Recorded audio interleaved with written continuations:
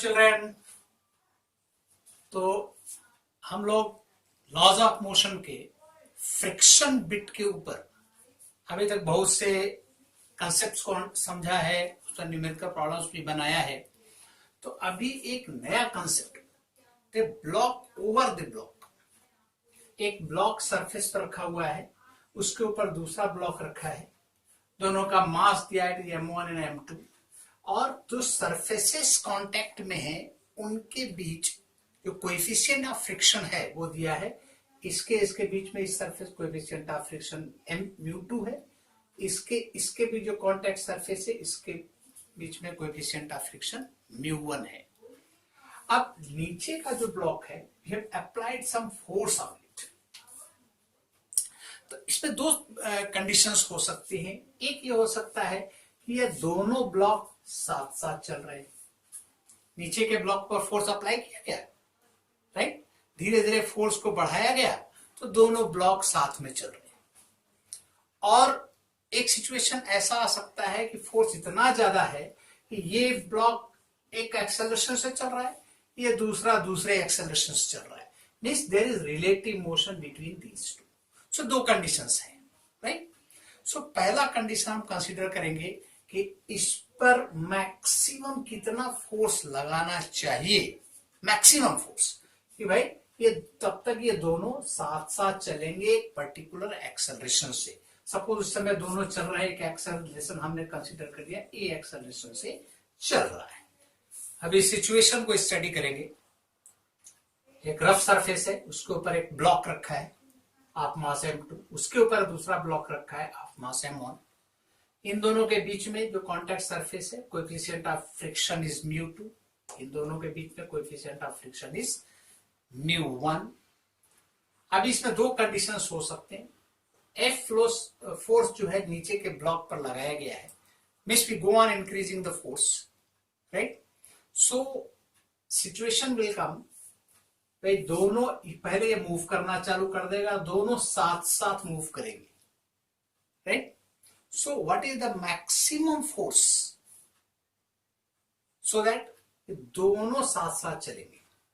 Force और बढ़ा देंगे, हो सकता है कि दोनों के बीच में रिलेटिव मोशन आ जाएगा, इसका एक्सेलरेशन अलग रहेगा, इसका एक्सेलरेशन अलग रहेगा। So there be relative motion between these two masses A and B। So हमको क्या फाइंड आउट करना है कि the maximum force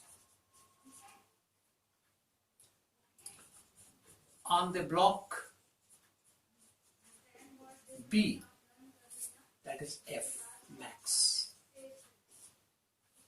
right, on the block B, so that both the blocks A and B will move together। दोनों साथ साथ चले, कितना मैक्सिमम फोर्स, दोनों साथ साथ चलना चाहिए। इसके लिए कुछ स्टेप्स है। पहला स्टेप्स वो फाइंड आउट करने के लिए पहला स्टेप हम क्या निकालना है, that is the limiting friction between the contact surfaces. क्या निकालना है, limiting friction between contact surfaces. यहां पर लिमिटिंग फ्रिक्शन निकालेंगे, यहां पर लिमिटिंग फ्रिक्शन निकालेंगे। Second,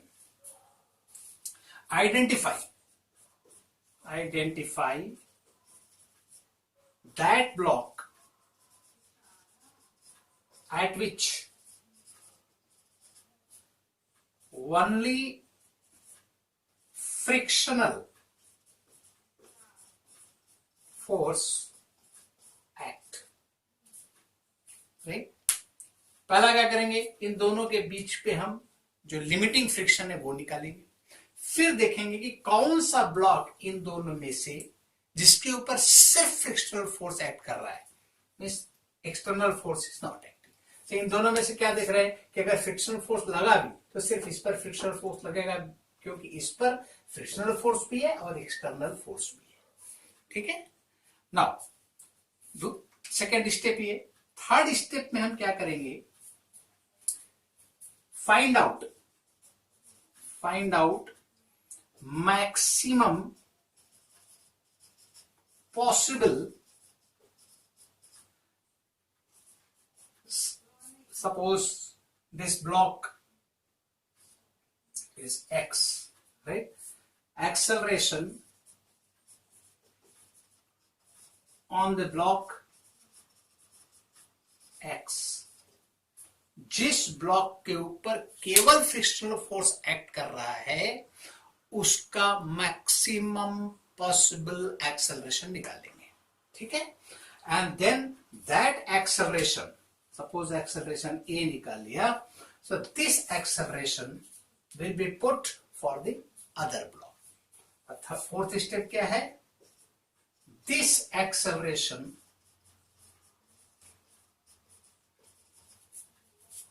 will be substituted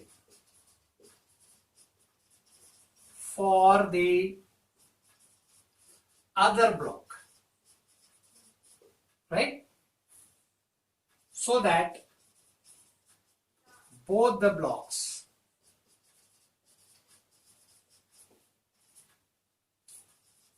will have same acceleration.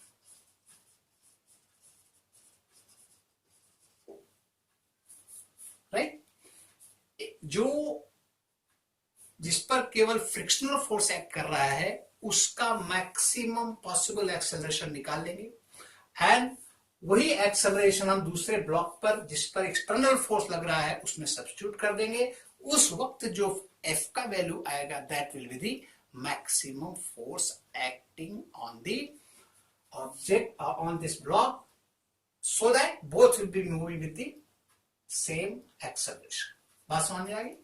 So these are the steps we will be following while solving the numerical problems. तो अगर हम कोई न्यूमेरिकल प्रॉब्लम लेंगे तो कंसेप्ट और क्लियर होगा। तो will go for one numerical problem, then we will understand it better. तो कंसेप्ट क्लियर है। पहला क्या करना है, ब्लॉक अरेंजमेंट इस तरह से है, इसका μ2 है फ्रिक्शन कोएफिशिएंट ऑफ फ्रिक्शन, इसका μ1 है। अपन अपने को वो फोर्स निकालना है मैक्सिमम फोर्स जब तक ये दोनों ब्लॉक साथ साथ चलेंगे। तो उसके सर्टेन स्टेप्स आर देयर। पहला स्टेप, कॉन्टैक्ट सरफेसेस पर हम लिमिटिंग फ्रिक्शन निकालेंगे, यहां पर। फिर जिस पर केवल फ्रिक्शन एक्ट कर रहा है उस ब्लॉक का मैक्सिमम एक्सेलरेशन निकालेंगे, राइट? जिस पर केवल फ्रिक्शन एक्ट कर रहा है मैक्सिमम एक्सेलरेशन निकालेंगे, क्योंकि वो ब्लॉक उससे ज्यादा एक्सेलरेशन नहीं ले सकता है मैक्सिमम एक्सेलरेशन। सो मैक्सिमम एक्सेलरेशन दूसरे ब्लॉक पर हम वही एक्सेलरेशन डालेंगे और फिर एफ का वैल्यू निकालेंगे। So that will be the maximum force जबकि दोनों साथ साथ चलेंगे। First case is this, suppose यहां पर इन दोनों के बीच का कोएफिशिएंट ऑफ फ्रिक्शन इज 0। अब इट इज 0.4। अब इसके बीच में अगर हम लिमिटिंग फ्रिक्शन निकालेंगे तो एफ एल का वैल्यू क्या आ जाएगा, लिमिटिंग फ्रिक्शन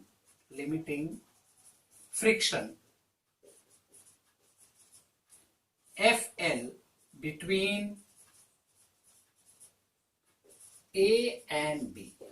अब देखिए, सो फोर्स इधर लग रहा है, राइट?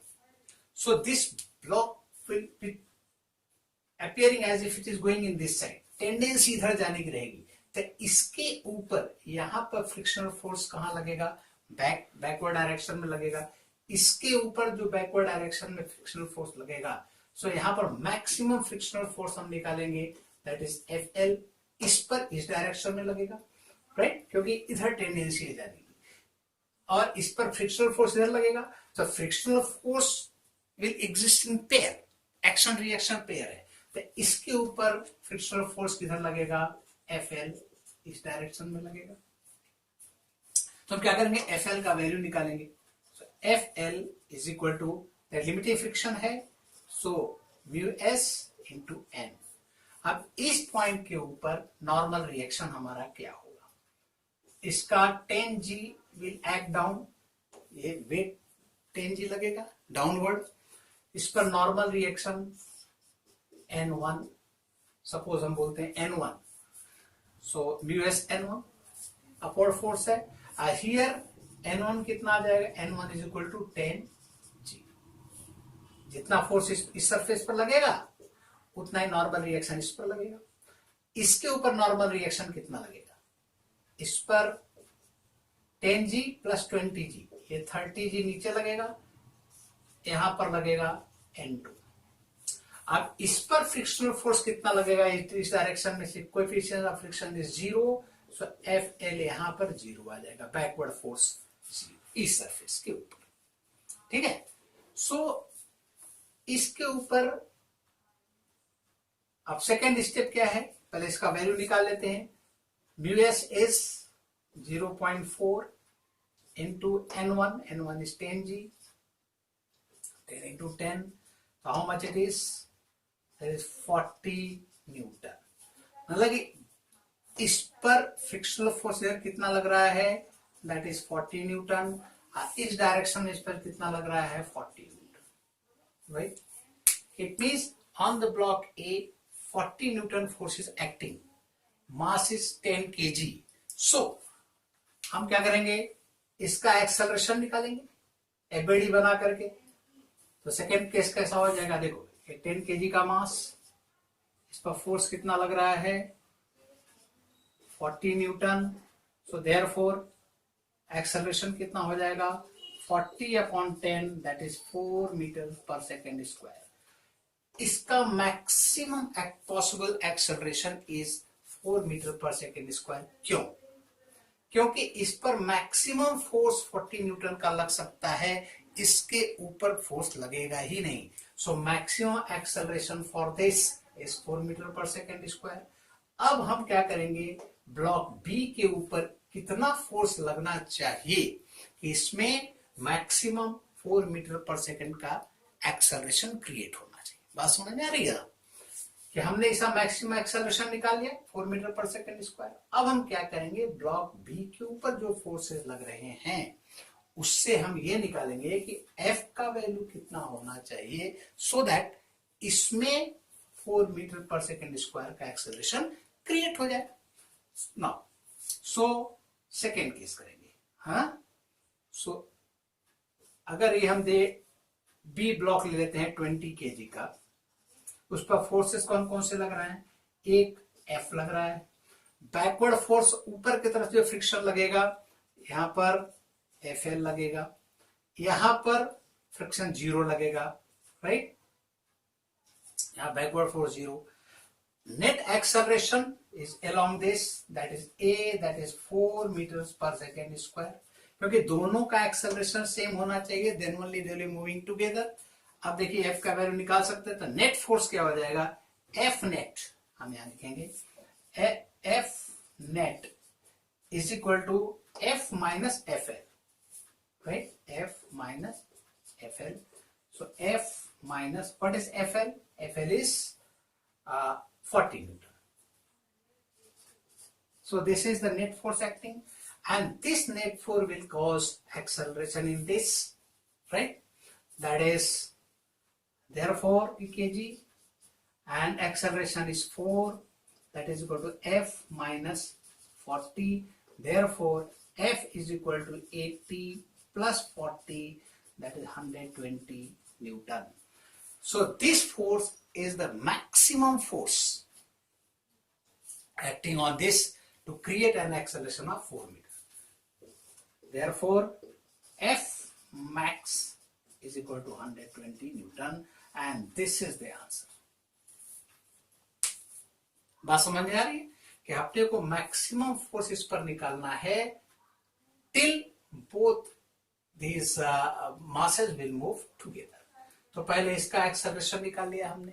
एक्सेलरेशन कैसे निकालेंगे, पहले आइडेंटिफाई किया कि इसी पर केवल फ्रिक्शनल फोर्स लग रहा है, this will be moving due to frictional force only, that is FL। इसकी टेंडेंसी इधर जाने की रहेगी तो इसके ऊपर फ्रिक्शनल फोर्स इधर लगेगा। It opposes the tendency of motion. Friction always opposes the tendency of motion. Force लगाया, इसकी टेंडेंसी इधर जाने की है, तो इसके ऊपर इन दोनों के कांटेक्ट में और इसके कांटेक्ट में फ्रिक्शनल फोर्स बैकवर्ड लगेगा।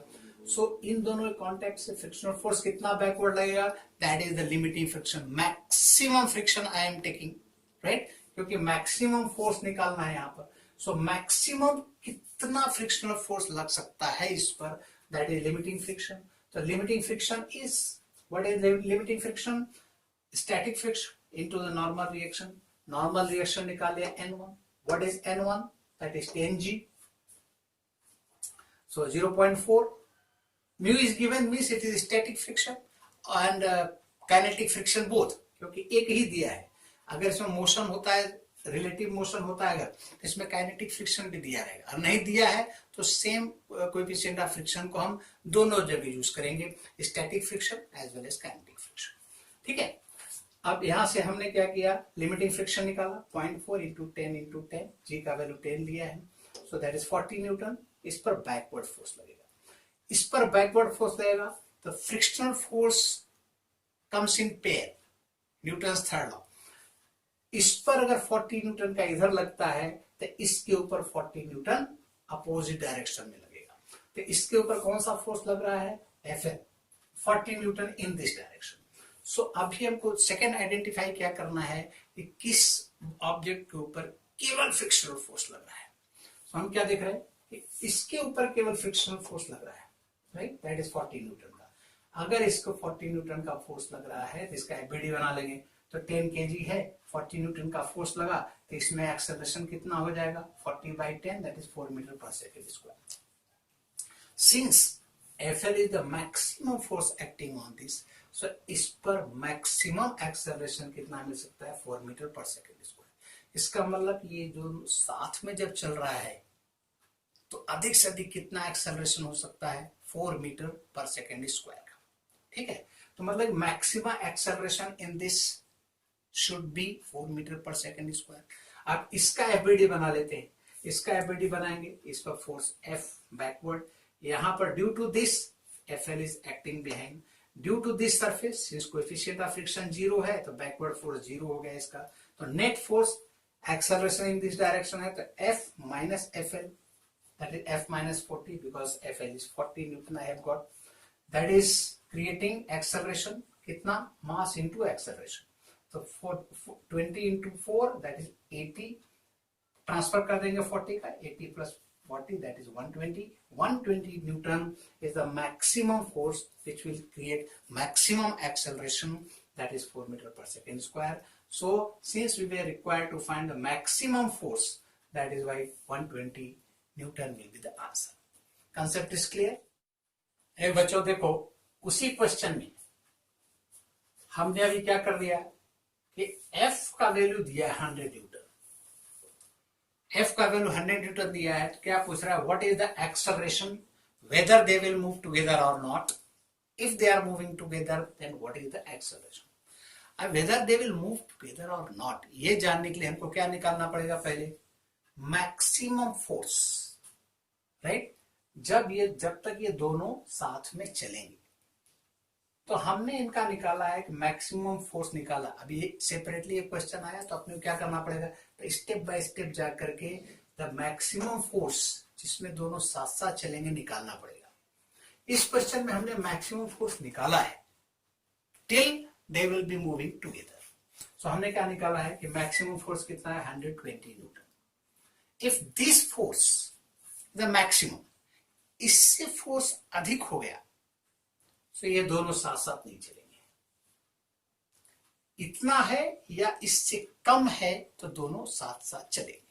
ठीक है, अब यहां पर फोर्स कितना लगा है, 100 Newton. Here 100 Newton, 100 is less than F max, क्योंकि F मैक्स हमारा क्या 120 है, तो F मैक्स से कम है 100 Newton, it means both will move together. अब ये टेंडेंसी इसकी इस डायरेक्शन में है, इस पर एक फ्रिक्शनल फोर्स F एक्ट करेगा, right. Since they are moving together it means there is no relative motion between these two. अब जब रिलेटिव मोशन नहीं है तो कौन सा फ्रिक्शन एक्ट करता है? Static friction. It means in this case static friction will act. Static friction will act, right? Since